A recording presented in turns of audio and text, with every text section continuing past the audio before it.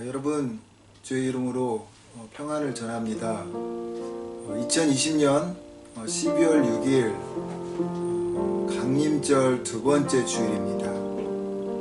온라인 예배로 하나님 앞에 예배 드리도록 하겠습니다. 먼저 우리 같이 찬양하면서 오늘 주님께서 또 우리 각자에게 또 이 강림절 가운데 기대하실 또 소망의 그 메시지를 품고 찬양하도록 하죠.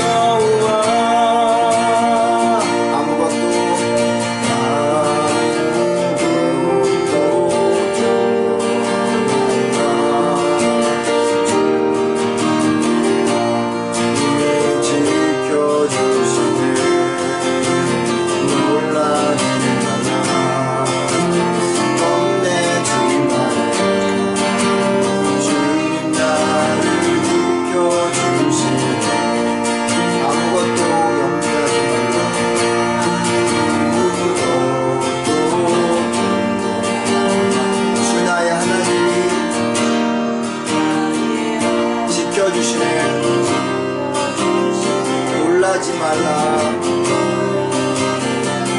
겁내지 마라. 주님 나를 이끌어주시네. 다시 한번 할까요? 아무것도 두려워하지 말라.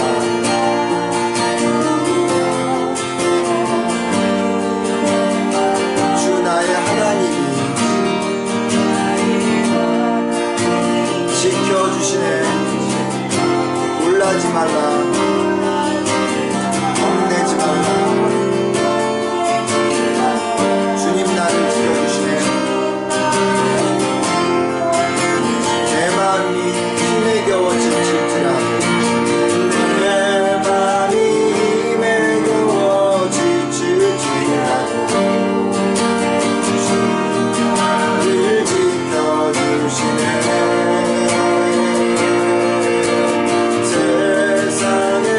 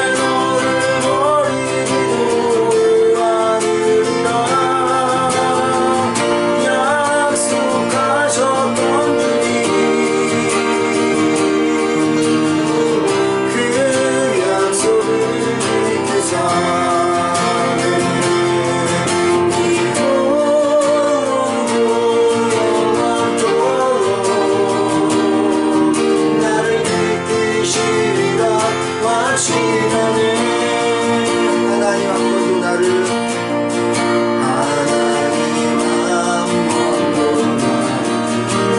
실망시킨 적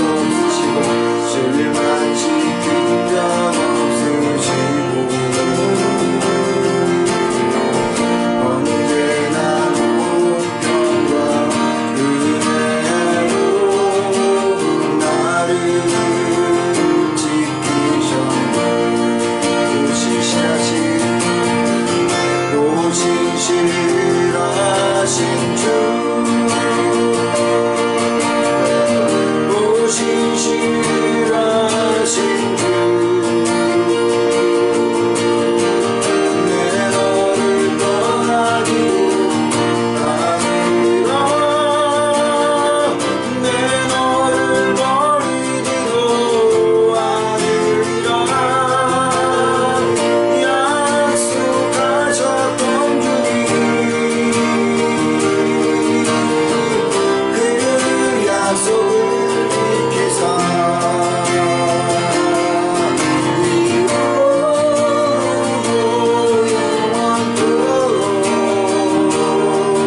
나를 지키시리라 확신하네. 지나온 모든 세월들, 지나온 모든 세월들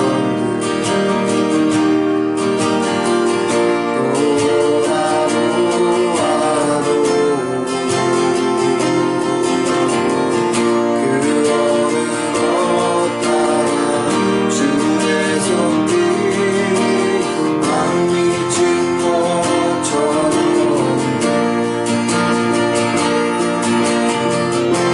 신실하신 주,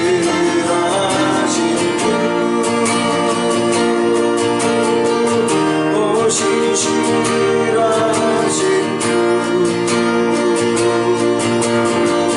내 너를 떠나기로 아니라,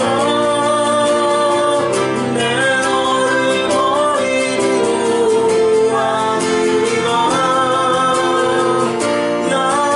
약속하셨던 주님, 그 약속을 지키사 이후로 영원토록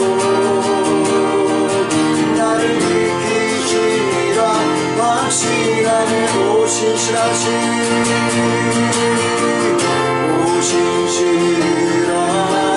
주, 오 신실하신 주, 내 너를 떠나지도 않으리라, 내 너를 떠나기로 아니라, 내 너를 버리기로 아니라 약속하셨던 주님, 그 약속을 지키사 이후로 영원토록 나를 지키시리라 확신하네.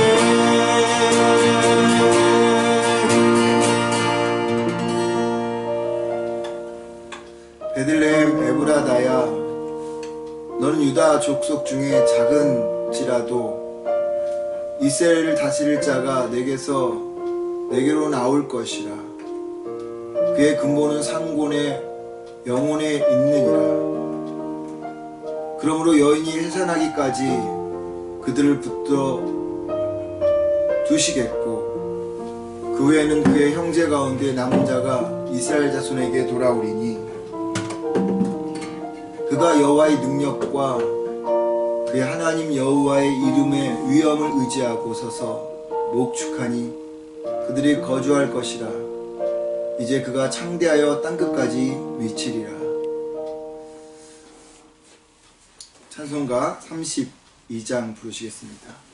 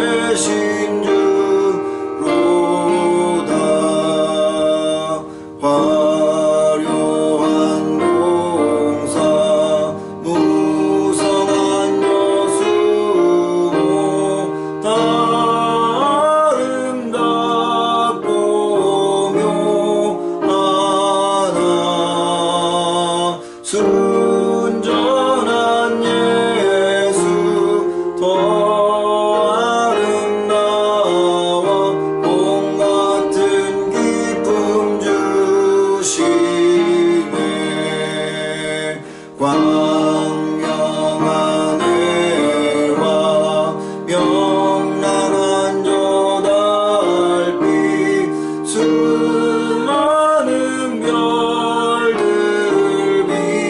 빛나라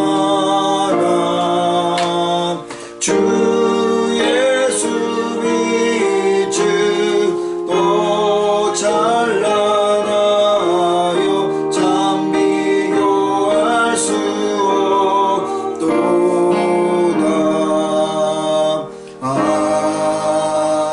아멘. 다같이 사도신경 고백하겠습니다. 전능하사 천지를 만드신 하나님 아버지를 내가 믿사오며 그 외아들 우리 주 예수 그리스도를 믿사오니 이는 성령으로 잉태하사 동정녀 마리아에게 나시고 본디오 빌라도에게 고난을 받으사 십자가에 못 박혀 죽으시고 장사한 지 사흘 만에 죽은 자 가운데서 다시 살아나시며 하늘에 오르사 전능하신 하나님 우편에 앉아 계시다가 저리로서 산자와 죽은 자를 심판하러 오시리라. 성령을 믿사오며 거룩한 공예와 성도가 서로 교통하는 것과 죄를 사하여 주시는 것과 몸이 다시 사는 것과 영원히 사는 것을 믿사옵나이다.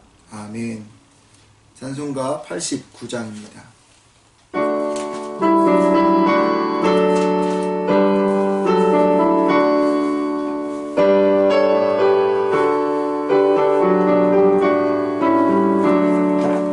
샤론의 군 예수 나의 마음에 거룩하고 아름답게 비소서 내 생명이 참 사랑의 향기로 간 데마다 풍겨나게 하소서 예수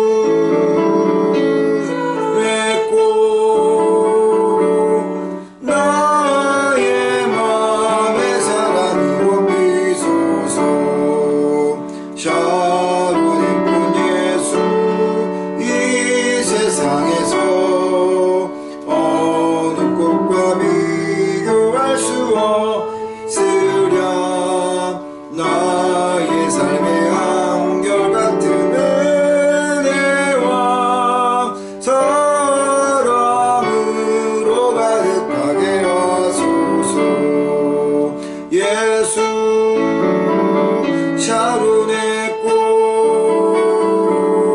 나의 맘의 사랑으로 비소서 샤론의 꽃 예수 모든 질병을 한이 없는 능력으로 고치사 고통하며 근심하는 자에게 그 신임과 소망 내려주소서 예수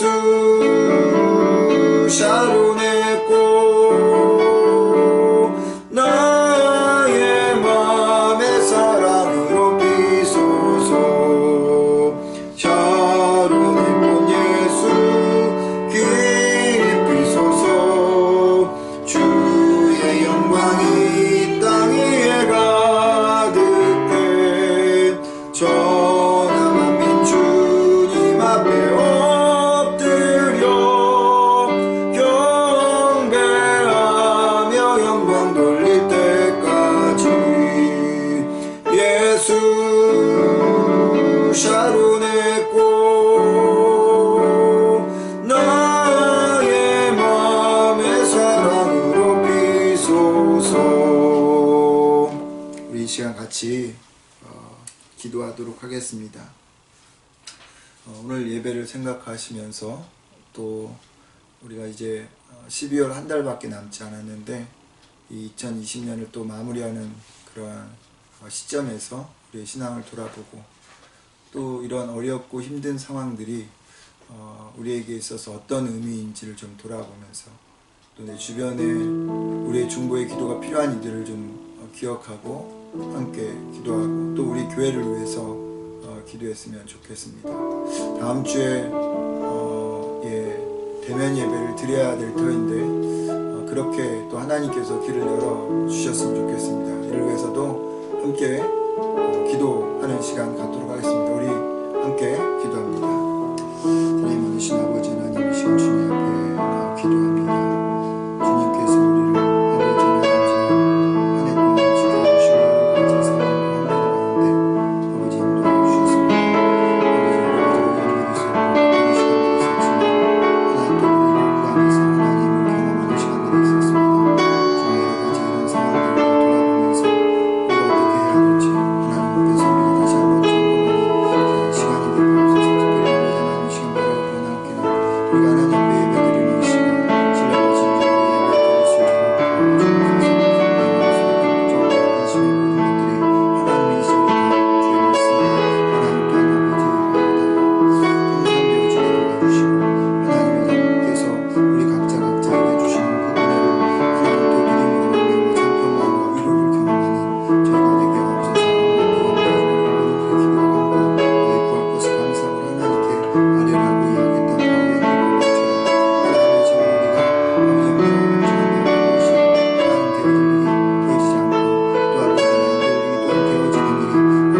또 믿음으로 말미암아 참된 마음과 위로를 경험하는 저희가 되게 하옵소서. 모든 기도와 간구 너희 구할 것을 감사하고 하나님께 아뢰라고 이야기했던 바울의 일곱처럼 하나님의 지금 우리가 아버지 영광을 묵상하는 것이 하나님 되어질 일이 되어지지 않고 또 아버지 하나님 될 일이 또한 되어지는 일이 아버지 일어나지 않습니다. 그렇게 주님 앞에 기도하는 것은 이 모든 것을 통해서 하나님 당신께서 일하시는 우리가 모든 되어지고 하나님 기도하며 하나님의 신실하신 묵상하는 하나님의 인생을 되게 하옵소서. 정말 어렵고 힘든 이 시기에 하나님 믿음이 무엇인지를 다시 돌아보게 합니다. 하나님 믿음을 붙잡고 나가는 것이 무엇인지를 아버지 돌아보게 합니다. 하나님과 나왔던 아버지 하나님 도와주시고 역사하여 주셔서 우리가 이겨가게 하시고 아버지 하나님의 첫 번째 대표의 성도들이 하나님 경험했던 것들을 우리가 다시 한번 아버지 하나님 경험하여 나가는 그런 저희가 되어지도록 도와주옵소서. 하나님 우리 주변에 어려운 일들이 많이 있습니다. 하나님 기도에 아버지 또한 도움을 받아야 될 자들이 많이 있습니다. 하나님 그들을 진정으로 기억하셔서 하나님 그들의 마음속에 위로와 평안을 더하여 주시고 하나님 우리 교회를 주님 축복하시고 다음 주에 또 다른 아버지 함께 우리가 아버지 예배드릴 수 있는 다음 환경을 만들어 주시옵소서.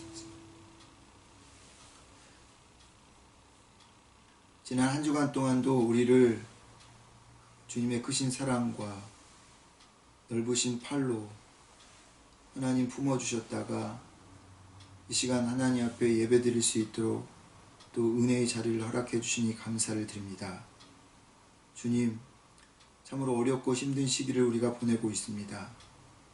아버지 하나님, 이 힘든 시기 속에서 우리가 주님께서 우리의 지팡이가 되신다고 하는 사실을 잊지 말게 하여 주옵소서.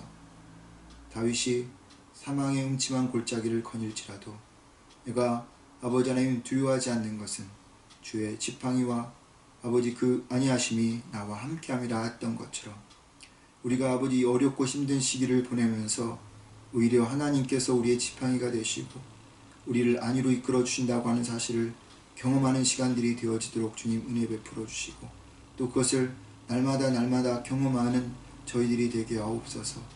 아버지 하나님, 우리 앞에 놓여있는 이 골리앗과 같은 현실을 아버지 하나님 우리가 기도로 이겨나갈 수 있도록 도와주시고 믿음으로 이겨나갈 수 있는 저희가 되어지도록 은혜를 베풀어 주옵소서.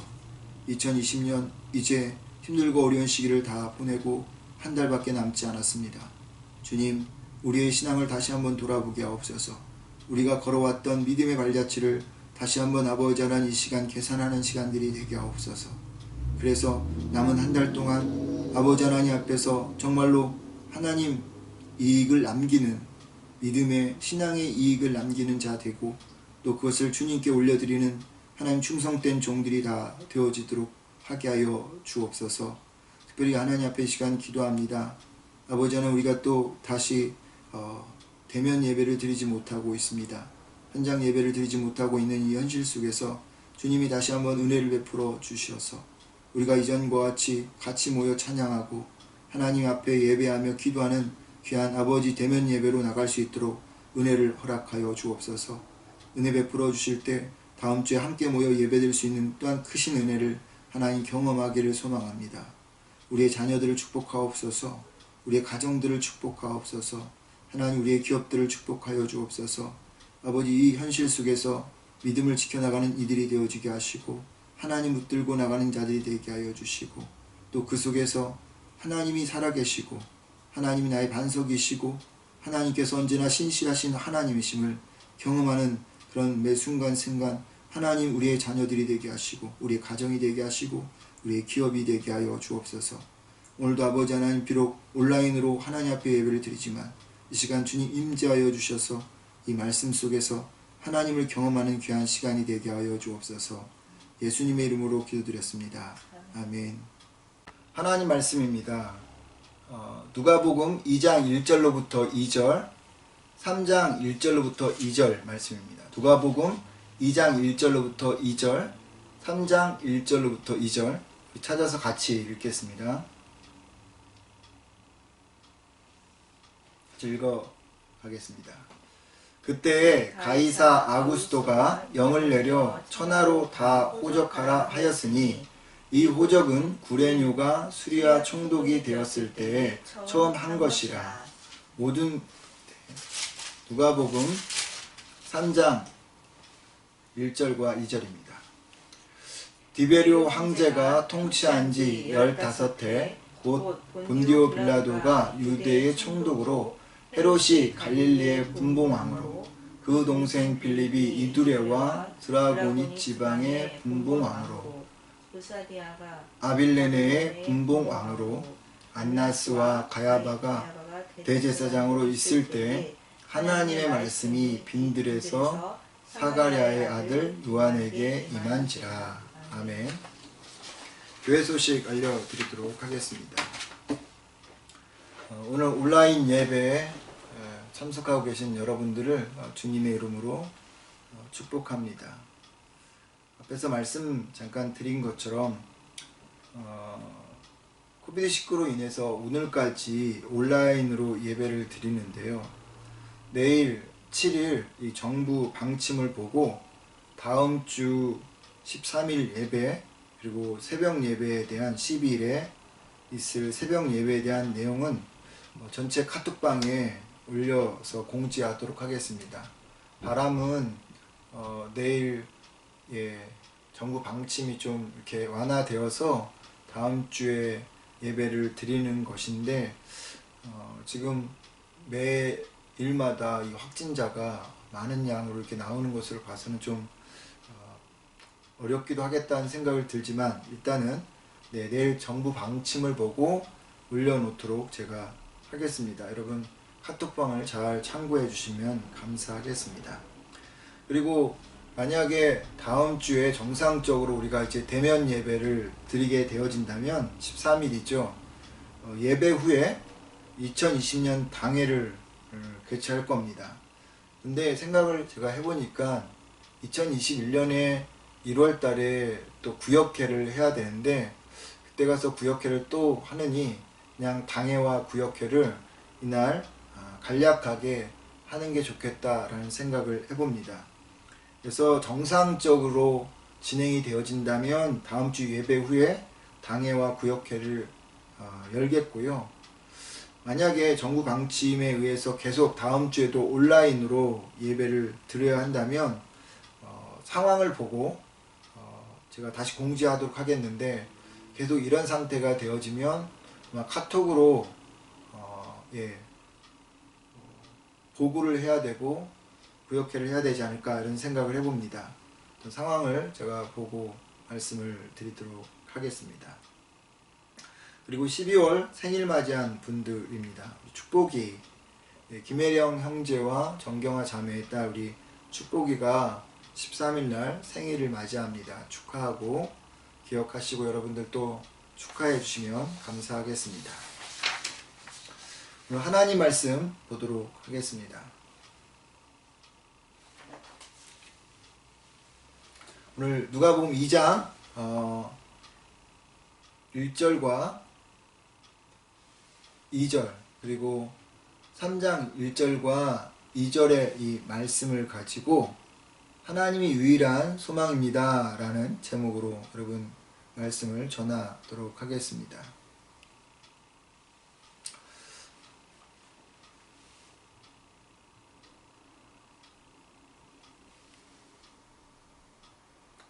어, 2020년 12월 첫 주일입니다. 오늘은 교회력으로 그리스도가 오시는 성탄절을 기다리는 강림절 두 번째 주일이죠. 대림절 혹은 대강절이라고 불리기도 하는 강림절은요, 그리스도가 세상에 인간의 옷을 입고 오신 날을 말합니다. 오늘은 대강절 두 번째 주일을 맞이하여서 인간의 옷을 입고 오신 하나님의 뜻이 무엇인지를 좀 여러분들과 생각해 보고자 합니다.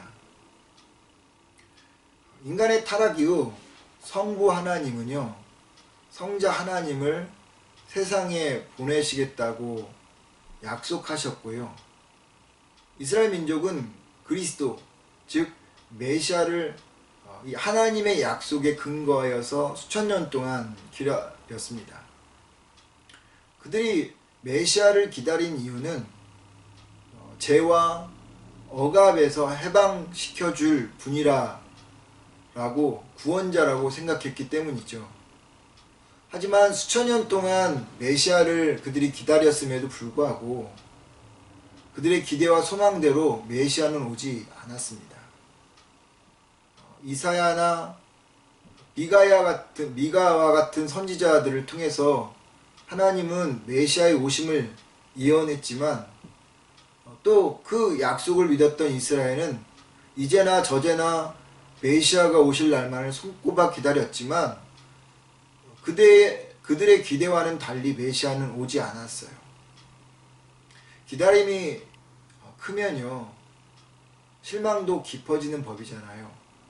메시아에 오지 않음으로 인해서 이스라엘의 절망은 깊어만 갔었습니다. 그런 상황에서 나라도 망하게 된 거죠. BC 722년에 아수르에서 이 북이스라엘의 12지파가 해체됐고요. 그리고 BC 586년에 바벨론에 의해서 남유다가 멸망하게 된 것입니다. 메시아가 와서 억압받는 자신들을 구원해 줘야 하는데 그러기는커녕 오히려 나라가 이방 민족에게 멸망을 당한 것이에요. 그들은 변변치 않는 상황 속에서 또 변변한 나라도 없이 계속적으로 주변 강국들에 의해 식민지로 생활을 하게 되었고요. 그 생활은 아주 처참했습니다. 절망감과 상실감으로 인해 메시아에 대한 희망이 점점 사라지고 있었습니다. 그렇게 희망도 사라지고 기대도 없어지고 그래서 체념하고 있었던 그때 그리스도가 세상에 오신 겁니다. 먼저 읽은 누가복음 2장 1절의 말씀을 보면 그때라고 하는 단어가 기록되어져 있죠. 그때는 성자 하나님이 그리스도가 인간의 옷을 입고 이 세상에 오셨을 때를 말합니다. 예수님이 탄생한 것을 말하는 거죠. 희망도 사라지고 기대도 사라져버리고 체념하고 살아가는 그때 예수님께서 이 세상에 오신 겁니다.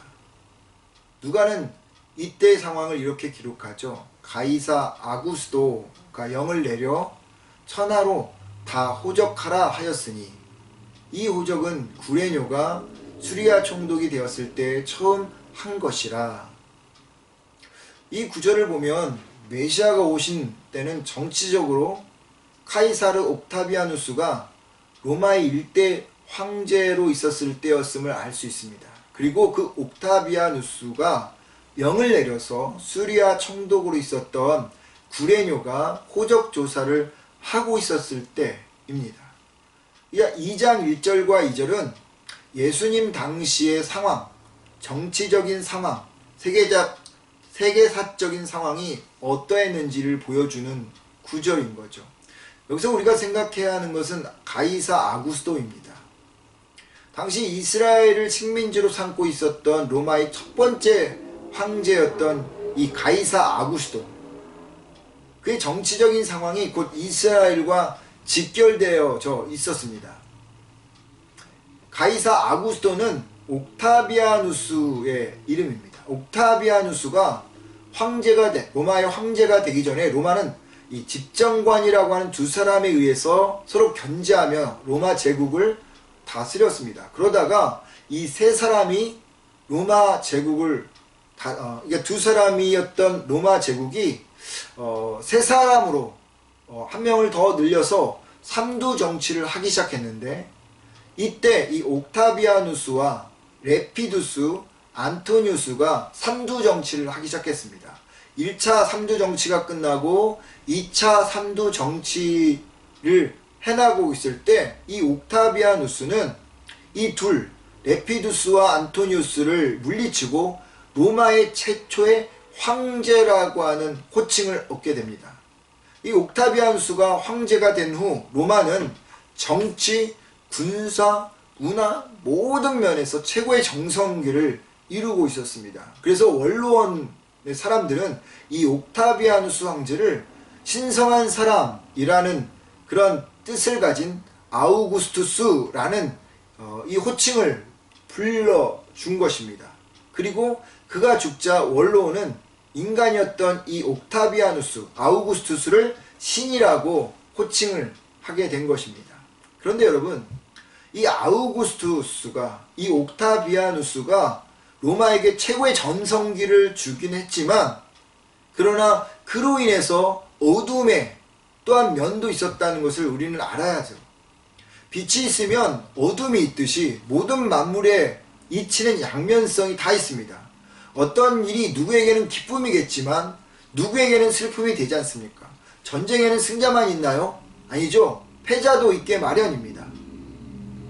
옥타비아누스가 아우구스투스라고 하는 호칭을 받았을 때 레피두스와 안토니우스는 처리가 되었다는 거죠. 그들은 쓰라린 패배를 맛보았다고 하는 것입니다. 원로원들이 이 옥타비아누스를 신이라고 부를 정도로 이 로마에게 부와 힘을 가져다 주었지만, 그로 인하여서 이 옥타비아누스로 인하여서 통치를 받고 있었던 다른 나라, 다른 식민지들은 어떻게 했을까요? 당연히 고통스러웠겠죠. 옥타비아누스가 제국 안에서, 아우구스투스가 제국 안에서 호적을 하라 한 것은요, 인두세를 걷기 위해서, 이 세금을 걷기 위해서 내린 명령입니다. 제국 안의 인구가, 로마 제국 안의 인구가 얼마나 되는지 조사한 후에 한 사람당 얼마의 세금을 걷어들이기 위해서 호적을 하라고 한 거죠. 이로 인해서 로마인들의 그러한 이 재정은 얼마나 좋았겠습니까? 많은 식민지 국가에서 걷어들인 세금으로 인해서 로마라는 나라는 재정적으로 호황을 누렸던 것이죠. 그런데 반대로 생각해 보십시오. 그들의 통치를 받고 있었던 나라들은 어땠을까요? 이스라엘은 어땠을까요? 고통이겠죠. 그래서 사도행전 5장 37절에 보면 이 호적조사에 대해서 불만을 가지고 반란을 일으켰던 사람들이 나오는데, 갈릴리 사람 유다가 대표적인 사람이었습니다. 그만큼 여러분, 모든 면에는 다 양면성이 있듯이 아우구스투스가 세상을 다스리고 있었을 때 한편으로서는 고통의 시간이었다라고 하는 것이죠. 로마의 부강은 이스라엘의 고난이었습니다. 이 절망의 상황 속에서 메시아가, 그리스도가 부강한 나라에서 태어난 것도 아니고 로마에서 태어난 것도 아니고요, 고통을 받고 있는 이스라엘, 그것도 말 구유에서 태어난 것입니다. 여러분에게 질문 하나 해볼까요? 왜 성부 하나님은 성자이신 그리스도를 로마의 황실에서 태어나게 하지 않고요, 억압받는 이스라엘, 그것도 아무도 거들떠보지 않는 말 구유에서 태어나게 하셨을까요? 왜 성부 하나님은 많고 많은 좋은 시절을 다 놔두고 고난과 절망의 그림자가 깊게 배어있는 시절에 메시아 그리스도를 탄생시켰을까요? 여러분들 어떻게 생각하십니까? 그렇다면 여러분, 그리스도가 탄생할 때 이렇게 좋지 않는 상황이었다면 탄생하고 그리고 예수님이 사역할 때는 상황이 많이 좋아졌을까요? 더 악화됐어요. 예수님의 사역을 시작하던 때의 상황을 기록한 것이 바로 두 번째 본문 누가복음 3장 1절과 2절입니다. 디베리오 황제가 통치한 지 15해 곧 본디오 빌라도가 유대의 총독으로 헤롯이 갈릴리의 본붕왕으로 그 동생 빌립이 이두레와 드라고니 지방의 본붕왕으로, 의사니아가 아빌레네의 본붕왕으로, 안나스와 가야바가 대제사장으로 있을 때에 하나님 말씀이 빈들에서 사가랴의 아들 요한에게 임한지라 말합니다. 그리스도가 탄생하고 예수님이 이제 공생애를 시작할 때까지 기간은 30년 정도죠. 성자 하나님이 세상에 태어난 후 30년 동안 세상은 더 나아진 것이 없었어요. 오히려 더 어둡고 절망스러웠어요. 3장 1절과 2절이 그것을 보여주고 있는 거죠. 당시의 정치적인 상황이 얼마나 절망스러웠고 종교적인 상황이 얼마나 절망스러웠는지를 누가복음 3장 1절과 2절에서 누가는 그것을 기록하고 있는 것입니다. 정치적인 상황을 보면 이렇습니다. 예수님이 요한으로부터 세례를 받고 본격적으로 공생애를 시작할 때 로마의 황제는 옥타비아누스의 양 아들이자 사위였던 티베리우스, 디베료가 로마의 2대 황제였습니다. 티베리우스는요, 원래 옥타비아누스의 아들이 아니었어요.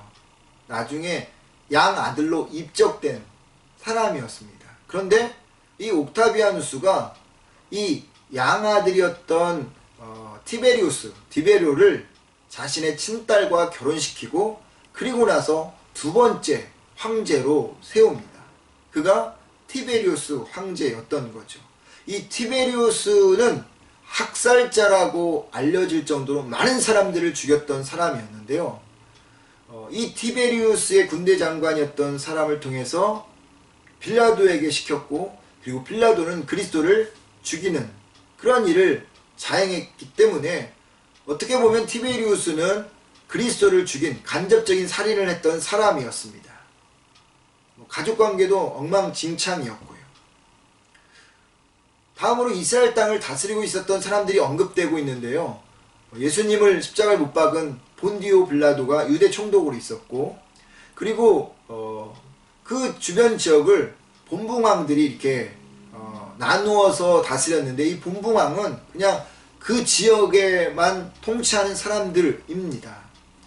이 세 사람이 나오는데 헤롯 안티파스가 나옵니다. 헤롯이라고 나와 있는데 풀네임은 헤롯 안티파스인데, 이 사람이 갈릴리와 베레아 지역을 다스렸던 사람입니다. 이 사람이 했던 일 중에 아주 우리가 잘 알고 있는 것은 요한을 참수시켰던 사람이고, 나중에 예수님을 재판했던 사람이었습니다. 근데 이 헤롯과요, 마태복음 2장 예수님 탄생할 때의 헤롯은 달라요. 예수님이 탄생할 때의 헤롯은 헤롯 대왕이라고 해갖고 그 아버지고요. 그리고 그 헤롯 대왕의 아들이 바로 여기 나오는 헤롯 안티파스입니다. 근데 헤롯 안티파스, 이 사람은 성격이 아주 아버지 헤롯 대왕과 같이 못됐어요. 헤롯 대왕이 아주 대표적인 일을 행했는데 뭔지 아시죠? 예수님이 탄생하는 그때를 기준으로 해서 2살 밑에 있는 모든 아이들을 다 죽인 아주 포악한 왕이었잖아요. 그처럼 헤롯 안티파스도 아주 포악한 왕이었습니다. 그리고 이 헤롯 안티파스의 이복 동생, 아까 말씀드렸던 헤롯 대왕이 있는데 아내가 한 명만 있었던 게 아니라 여러 사람이 있었어요. 그 밑에서 이 헤롯 안티파스가 태어났고, 또 다른 어머니 밑에서 빌립이라고 하는 이복 동생이 태어났어요. 이 빌립이 이두레와 드라고니 지방을 다스렸던 본붕왕이었습니다. 그런데 여러분 잘 아시는 것처럼 빌립이라고 하는 사람의 아내는 헤로디아였습니다. 헤로디아가 누구죠? 이 헤롯 안티파스의 아내가 된 사람이었어요. 헤롯 안티파스가 이복 동생이었던 빌립의 아내를 자기 아내로 삼은 거죠. 그리고 헤로디아는 야심이 있어서 헤롯 안티파스 형에게 자기 남편을 버리고 이복 형에게 아내가 되어버린 것입니다. 이거에 대해서 아주 신랄하게 비난한 이 헤롯과 헤로디아의 이 도덕성에 대해서 신랄하게 비판했던 세례요한에 대해서 눈에 가시였기에 그들이 제거한 거죠. 세례요한이 이 헤롯 안티파스와 헤로디아에 의해서 참수당했고, 그리고 이 특별한 정보는 없지만 루사니아가 아빌레라는 지역을 다스리고 있었습니다.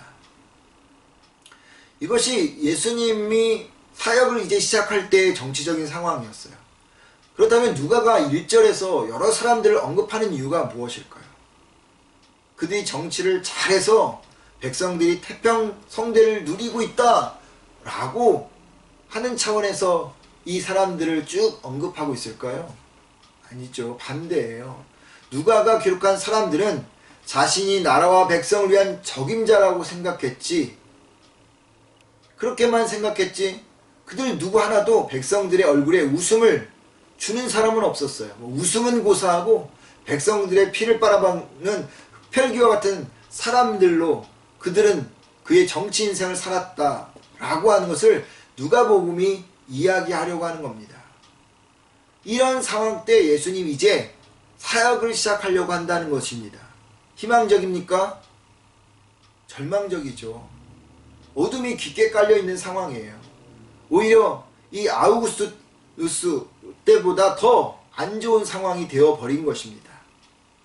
그러면 이런 암담한 상황 속에서 종교가 희망이었을까요? 2절에 나오는 안나스와 가야바를 보면 답이 나와요. 이 둘은요 대제사장이었습니다. 근데 이상하지 않습니까?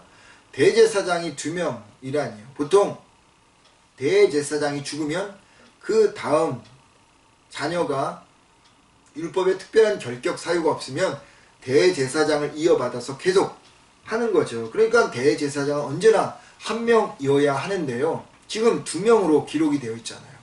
이러한 일은 시대가 바뀌면서 변질이 되어졌는데, 로마 지배 아래에서 대제사장의 임명권이요 총독에게 주어졌습니다. 그러다 보니까 이 총독에게 잘 보여서 대제사장의 자리를 이 돈으로 사는 사람도 나왔고요, 정치적인 이해관계나 이익에 따라서 대제사장이 정해지기도 했습니다. 그러다 보니까 심할 경우는 이게 죽을 때까지 해야 되는 건데 1년도 채우지 못하고 파직되는 대제사장들도 있었고요, 또 대제사장직을 말씀드린 것처럼 돈으로 사고 파는 그런 성직 매매가 이루어지는 상황도 되어졌다라고 하는 겁니다. 그러다 보니까 대제사장이 여러 명이 되어진 거죠. 변질되어진 상황입니다. 예수님이 사역할 때 대제사장은 가야바였습니다. 그런데 가야바는 명목상의 꼭두각시 대제사장이었지, 실제적으로 권력을 휘두르는 사람은 그 가야바의 장인이었던 안나스라는 사람입니다. 이 안나스도 사실은 대제사장이었어요. 그런데 대제사장이었으면 대제사장으로서 물러나야 되는데 여전히 이 가야바 뒤에 숨어서 막대한 권력을 휘두르고 있었다는 거죠. 가야바는 앞에 나와 있는 그런 꼭두각시 대제사장이고, 안나스는 뒤에서 그 가야바를 조종해서 이 이권을 챙기던 그러한 사람이었습니다. 여러분, 그래서 여러분 성경을 잘 보시면 예수님이 잡혀서 누구에게 신문을 당합니까? 대제사장 가야바에게입니까? 안나스에게입니까? 가야바 아닙니다. 안나스에게 끌려가서 신문을 받게 되어지는 거죠. 그러니까 예수님이 사역할 때 종교적인 상황도 마찬가지였다는 거죠. 정치로 인해 억압받는 이들에게 희망이 이 정치인들이 아니었고, 또 종교인들이 희망을 주는 사람들이 아니었다라고 하는 겁니다. 정치와 더불어 종교도 이 고통에 빠져있는 세상을 더 어둠으로 몰아가고 있는 자들이었다는 거죠. 정치 지도자들과 종교 지도자들은 권력을 휘두르며 각자의 욕심 채우기에 바빴고, 거기에 힘없는 백성들은 희생양이 되어졌을 뿐입니다. 여러분, 누가복음 2장 1절과 2절, 그리고 누가복음 3장 1절과 2절을 보면 어떤 생각이 듭니까? 꽉 막힌 것 같은 느낌을 들지 않습니까? 사면 초가의 모습이 여러분 느껴지지 않습니까? 앞으로 가도 길이 없고 뒤로 가도 길이 없고 옆을 보니 꽉 막혀 있고 어느 곳으로도 길을 찾을 수 없는 숨이 턱턱 막히는 이 상황. 끝없이 떨어지는 절망의 골짜기. 한 줄기의 빛도 찾아볼 수 없는 칠흑 같은 상황. 그것이 누가복음 2장 1절과 그리고 3장 1절의 상황이라는 겁니다. 생각해 보십시오. 그렇게 살아가는 사람들의 생활이요. 얼마나 고역이겠습니까? 얼마나 깊은 피로감에 짓눌려서 그 마음의 울분과 분노가 터지기 일보 직전이었겠습니까? 다 포기하고 때로는 극단적인 선택을 하고 싶은 마음도 들 수도 있었겠죠. 여러분, 이것이 예수님이 탄생하던 시대 때, 예수님이 사역하던 시대 때의 상황이었습니다. 근데 여러분, 이 상황이 너무너무 중요해요. 왜 중요한 줄 아십니까? 그때와 지금이 너무나도 똑같기 때문입니다. 코비드19가 이제 1년이 다 되어 가고 있습니다. 5일 날짜로요, 코비드19에 감염된 사람이요, 전 세계적으로 2,100만 명이 넘었다고 합니다. 사망자가 76만 명이 넘었다고 해요. 앞으로 얼마나 더 많은 사람이 죽게 될지 모르죠. 기사를 읽어보니까 미국에서 코로나 백신을 맞고도 앞으로 4개월 동안 26만 명의 사람들이 더 죽을 거라고 하는 암울한 예상을 하고 있더라고요. 물론 이곳저곳에서 백신이 나온다는 희망 섞인 뉴스도 듣긴 하지만 이 모든 사태가 안정될 때까지 도대체 얼마나 시간이 필요한지 우리는 모르고 미래의 이 불확실성 때문에 답답하며 살아가고 있는 거죠. 그러다 보니까 여러분, 우리가 경제적으로도 많이 타격을 받고 있잖아요. 많은 소상공업자들과 자영업자들이 고통을 당하고 있습니다. 물론 또 이런 상황 속에서 또 잘 되는 업종도 있겠죠. 그러나 많은 사람들이 경제적으로 고통을 당하고 있어요. 또 아이들이 학교에 가지 못하다 보니까 아이들로 인해서 이 가사의 부담이 더 많아지게 되어지고요. 더 스트레스가 쌓이게 되어지고요. 또 저소득층의 사람들은 이런 상황 속에서 더 돈을 쓸 때가 많기 때문에 더 어려워지는 상황이 되어진다고 하는 것입니다. 너무 어두운 상황이죠. 혹시 여러분 기후에 대해서 관심이 있으십니까? 최근에 제가 KBS에서 스페셜로 한 기후변화에 대한 특집 프로그램을 한번 본 적이 있었는데, 또 어느 그 프로그램인데요, 전문가들이 나와서 앞으로 기후변화에 대한 이야기를 하는 것을 좀 들어보았습니다. 탄소 배출로 인해서 지금처럼 이 온난화가 계속되어진다면, 그래서 0.5도 지구의 온도가 올라가면 앞으로 7년 후에 2027년에 홍수로 난민이 1억 가까이 발생한다고 합니다. 그리고 실질적으로 지금 이 홍수로 인하여서, 그리고 이 바닷물이 높아짐으로 인해서, 기억은 정확하게 안 나는데 이 섬나라들이 몇 개 없어진 나라도 있다고 합니다. 그리고 이런 속도로 계속 가다가는 1.5도가 오르는 때가 오게 되어지는데, 1.5 기후 변화로 인해서 이 온도가 1.5도가 높아지면 그때는 이 지구상의 모든 것들이 공멸한다는 거예요. 그런데 지금대로 가면 그때가 2050년이라는 거예요. 2500년이 아니라 2050년이에요. 30년 남은 거예요. 그러니까 우리 기후에 대한 신경을 쓰지 않고 살아간다면 우리 세대, 우리 다음 세대는 없는 겁니다. 정말 절망적인 보고서들이 나오고 있는 거예요. 그러면 이런 상황에서 정치는 우리에게 기쁨이 되고 희망이 됩니까? 캐나다는 잘 모르겠지만 한국 정치를 보면요, 아주 참담하죠. 어쩔 때는 막 심지어 분노가 오르기도 합니다. 모두가 자기들이 옳다라고 이야기를 합니다. 모두가 자기들의 책임이 아니라고 이야기합니다. 다 상대방에게 책임을 떠넘기죠. 그러면서 패거리 정치를 합니다. 여러분, 우리가 기억해야 될 것은, 역사는요, 그래서 우리에게 참으로 중요한 건데요, 조선 500년의 역사가 왜 무너진 줄 아십니까? 붕당 정치로 인해서, 패거리 정치로, 정당 정치로 인해서 망한 거예요. 여러분, 그런 정치로 인해서 사람들이 식물이 쌓여 나가고 피로감이 쌓여 나가고 있는 거예요.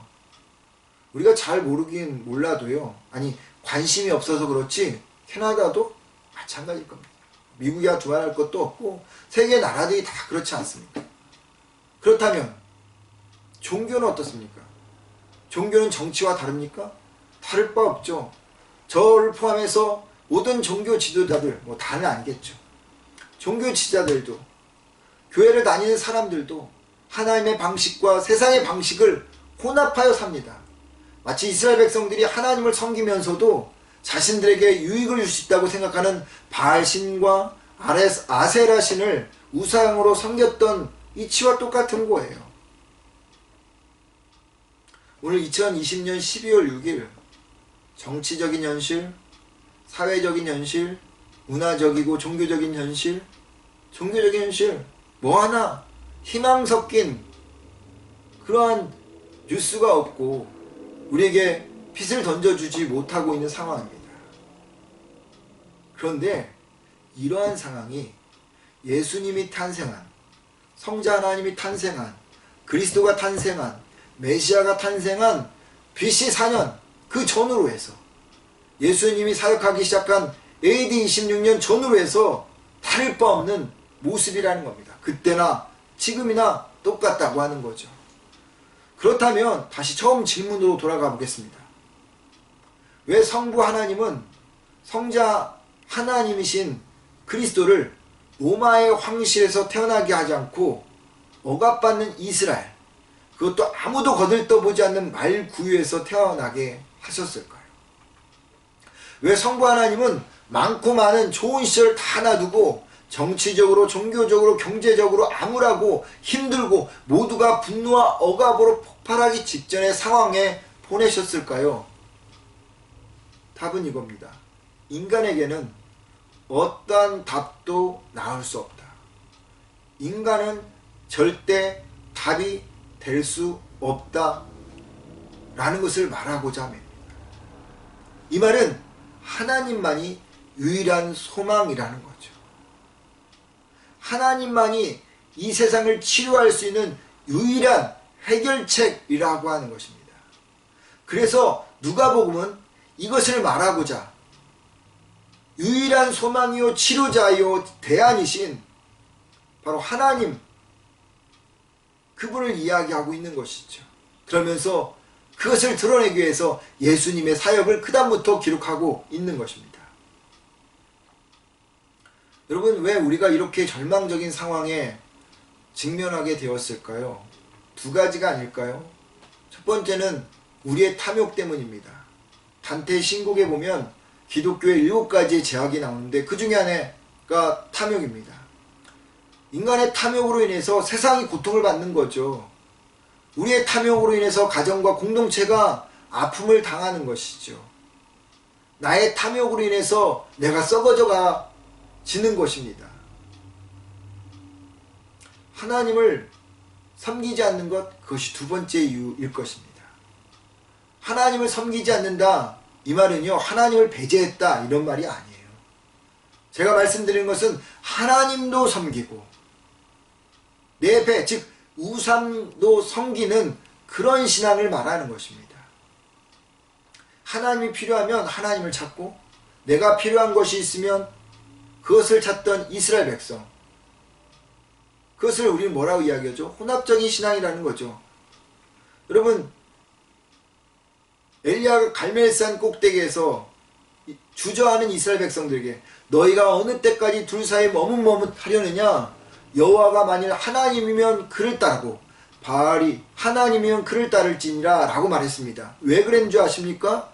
그들이 하나님을 섬기다가도 필요할 때는 바알을 섬겼어요. 그들의 신앙은 순수한 신앙, 정결한 신앙이 아니라 덕지덕지 이것도 먹고 저것도 먹는 혼합적인 신앙, 그런 신앙이었어요. 하나님이 원하시는 신앙은 뭔지 아십니까? 여호수아가 말했죠. 오직 나와 내 집은 여호와를 섬기겠노라. 즉 하나님 한 분만 섬기겠다는 순결한 신앙, 모든 순수한 것, 그 옆에 덕지덕지 붙어있는 것들을 다 떼어내고 깨끗한 것으로 오직 하나님 앞에 나가겠다고 하는 그런 여호수아의 신앙을 요구하고 있다는 겁니다. 그렇다면 이 강림절을 맞이하는 우리는 어떻게 해야 될까요? 회개해야 합니다. 나의 탐욕을 버려야 합니다. 나로부터 모든 문제가 시작되었다고 통렬히 회개해야 되죠. 그러기 위해서 금식도 해야 하겠고 간절함의 기도도 필요합니다. 또 내가 찾고 있는 것 포기해야 합니다. 저도 하나하나 내려놓기를 소망하고 또 그렇게 하고 있는데, 그래야 이 세상을 치료하고 나를 고쳐주실 유일한 소망이신 하나님이 내 안에 들어올 수 있게 되어지는 것이죠. 아직도 정치가, 경제가, 종교가, 문화가 대안이라고 생각하십니까? 아직도 인간이 대안이라고 생각합니까? 아직도 인간으로부터 나온 그 무엇이 대안이라고 생각합니까? 절대 아닙니다. 그렇다면 이 강림절에 우리가 이 세상을 치유하시고 이 세상의 소망이 되신 그리스도 예수를 만나는 것은 너무나도 중요합니다. 왜냐하면 그를, 우리의 죄악을 구원해 주시고 우리를 이 어둠으로부터 해방시켜 주실 수 있는 분이시기 때문입니다. 무엇보다도 이 절망적인 이 현상 속에서 정서적으로 영적으로 깊은 피로감에 누워있는 우리 모두를 건져내어 주실 수 있기 때문입니다. 그리고 이 상황 속에서 계속적으로 쌓여져 가는 이 분노와 울분과 우리 안에 있는 이 고통을 제거해 줄 수 있는 유일한 분이 바로 그리스도 예수이시기 때문입니다. 그러기에 강림절을 그냥 보내서는 안 됩니다. 성부 하나님께서 우리에게 보내주신 그 성자 하나님을 내 마음에 가득 채워가야 합니다. 그러기 위해서 사모해야 하죠. 그리고 만나야 하죠. 그 만남을 위해서 말씀드린 것처럼 회개의 기도도 필요하겠고 낮아짐의 겸손의 마음도 필요하겠고 하나님을 섬기겠다고 하는 결단과 순종도 필요할 것입니다. 그렇게 내 안에 들어온 성자 예수님이 가득 채워질 때 미래에 대한 불안감, 경제에 대한 근심, 지쳐가는 몸과 마음의 피로감이 우리 몸 밖으로 다 빠져나가게 될 것이고요. 그때 이 강림절 기간이 우리 안에서 슬픔이 아닌 기쁨이, 어둠이 아닌 빛으로 우리를 채워져 나가는 시간이 되어질 것입니다.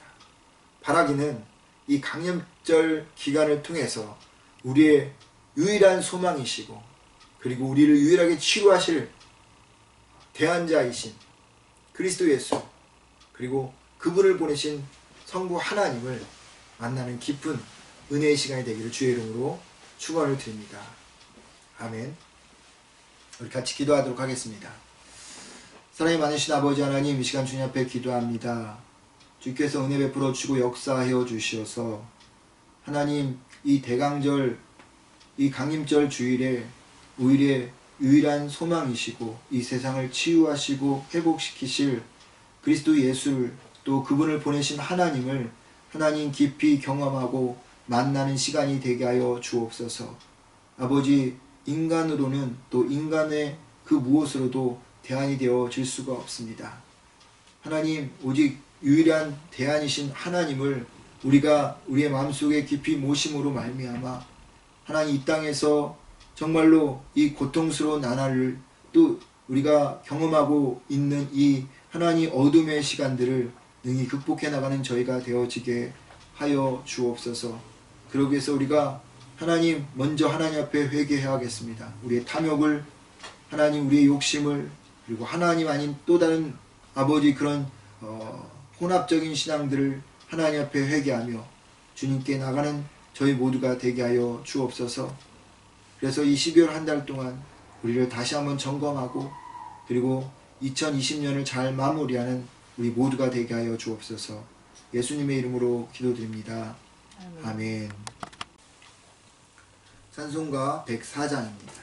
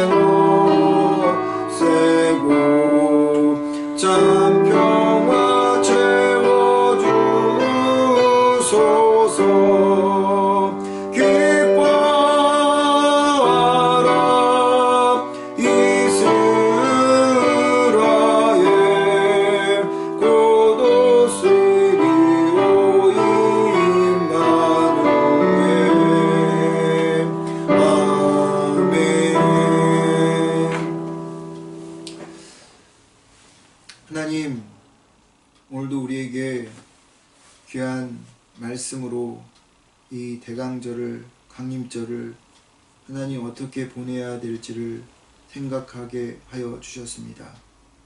주님, 오늘 이 땅의 어려움들은, 하나님 공동체의 어려움들은, 하나님 또한 우리 자신들의 어려움들은 바로 우리의 인간의 탐욕 때문임을 고백합니다. 아버지 하나님, 하나님을 섬긴다 하면서도 때로는 아버지 하나님 내가 원하고 바라는 것들의 마음을 더 쏟았던 우리의 아버지 연약함 때문임을 고백합니다.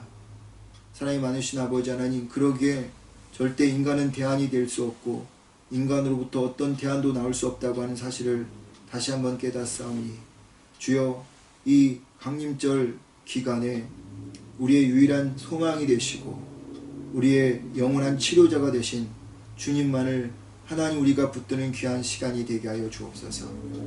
무엇보다도 그 주님을 우리의 마음속에 모시기 위해서 철저한 하나님 통해 또 자복의 그런 시간을 가질 수 있도록 도와주시옵고, 아버지 하나님 앞에 우리가 더욱더 하나님의 은혜 안에 머물 수 있도록 우리 자신들을 청소하는 시간들이 되게 하여 주옵소서.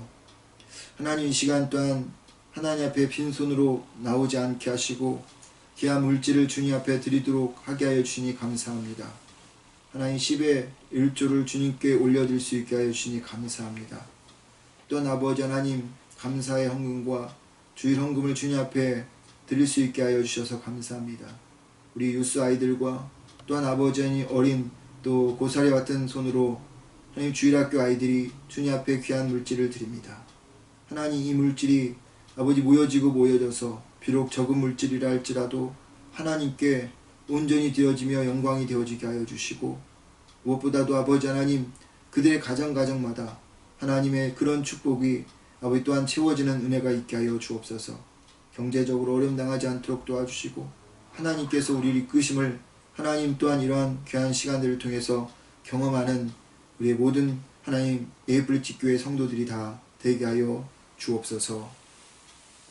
이제는 우리 주 예수 그리스도의 은혜와 하나님의 크신 사랑과 성령님의 감동 감화 교통하심이 이 대강절을 이제 보내면서 주님께서 다시 한번 우리의 마음속에 소망으로서 또 유일한 치료자로서 우리를 이끄시고 또 우리와 함께하기를 소망하는 당신의 그러한 자녀들 머리머리 위에, 그리고 그들의 가정 위에, 그리고 그들의 또한 자녀와 기업과 학업 위에, 우리가 살고 있는 밴쿠버와 또 이 땅에 있는 교회와 두고 온 하나님 조국과 조국 교회 위에, 여전히 코로나19로 고통받고 있는 전 세계 위에 이제부터 영원토록 함께하기를 간절히 축원하옵나이다.